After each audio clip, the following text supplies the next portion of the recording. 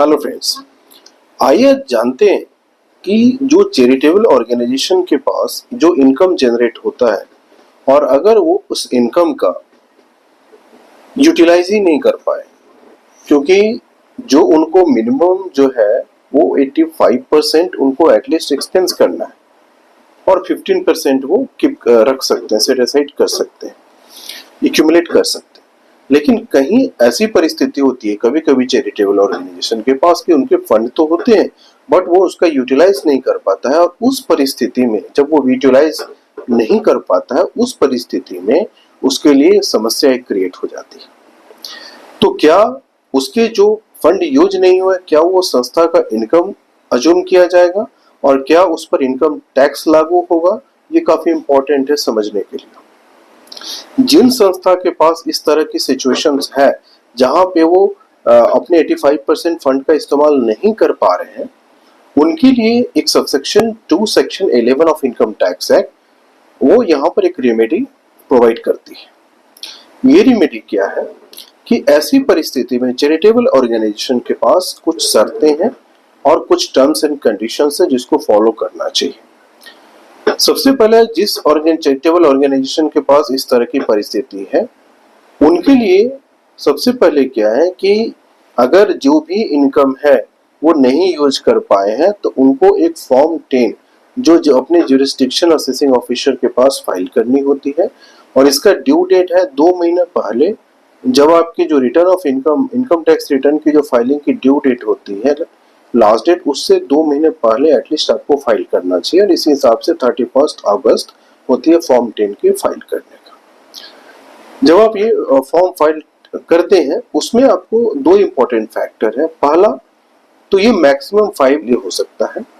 जो दूसरा फैक्टर है वो पर्पस क्या है, यानी जब हम किस पर्पस के लिए फ्यूचर में इसका इस्तेमाल करेंगे, ये इंपॉर्टेंट है। नंबर ऑफ ईयर्स ये इंपॉर्टेंट है।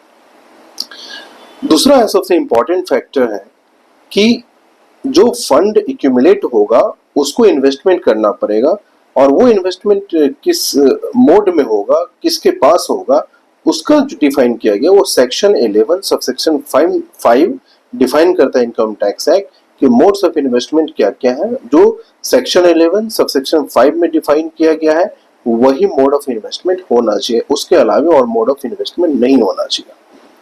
दूसरा है कि जो एक्यूमुलेट हुआ है जिस पर्पस के लिए आप एक्यूमुलेट किए उसी पर्पस में यूटिलाइज होना चाहिए।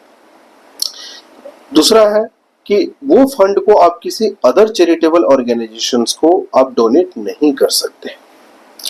तो ये टर्म कंडीशंस है। अगर सपोज कीजिए कि आपने एक्यूमुलेट किया और कमिंग ईयर्स में आपने उसको किसी और चैरिटेबल ऑर्गेनाइजेशंस को डोनेट कर दिया, उस केस में फिर आपके लिए जो ये कंडीशन का वायलेशंस किया फिर उस केस में टैक्सेबल हो जाएगा। तो आपको क्या ध्यान देना है? 3 इंपॉर्टेंट फैक्टर। जब ऐसी परिस्थिति हो आपको फॉर्म 10 फाइल करनी है before the your jurisdiction assessing officer. उसमें मोड्स की कहाँ पे इस फंड का इस्तेमाल होगा। दूसरा है number of years maximum 5 years तक हो सकता है। इसके अलावे जो आपको जो मोड्स ऑफ इन्वेस्टमेंट है उसको जानकारी रखनी पड़ेगी, और सिर्फ उसी मोड ऑफ इन्वेस्टमेंट जो सेक्शन 11 सबसेक्शन 5 में डिफाइंड है उसी में आपको इन्वेस्टमेंट करना होगा, और इसमें जो टर्म्स कंडीशंस मेंशन है इसको वायलेट नहीं करना होगा। तभी आप इसका इनकम जो है वो आपको इनकम टैक्स नहीं एप्लीकेबल होगा। अगर ऐसा नहीं होता या कोई टर्म्स का वायलेशन होता है तो ये ऑटोमेटिक फिर आपके लिए वो टैक्सेबल वाली कंडीशंस लागू हो जाएगी। To get more information related to the NGO consultancy, related to the income tax application or implications for NGO charitable organizations, or charitable organizations receive any income tax notice, to reply that notice or income tax assessment procedures, because आजकल देखते हैं कि अधिकांश NGO के पास जो है वो income tax assessment का नोटिस मिल रहा है, तो फाइल को प्रॉपर ढंग से मेंटेन करने की काफ़ी इम्पोर्टेंस है, क्योंकि जब भी आपके चैरिटेबल ऑर्गेनाइजेशन का असेसमेंट होगा तो सारे पेपर्स एंड डॉक्यूमेंट्री एविडेंस के साथ आपको वहाँ पर सब्सटेंशिएट करना होता है, तो इसको भी ध्यान रखना है। तो please subscribe our channel so that you could get the information related to income tax, related to charitable organization, and other laws applicable on the charitable organizations. Thank you for watching.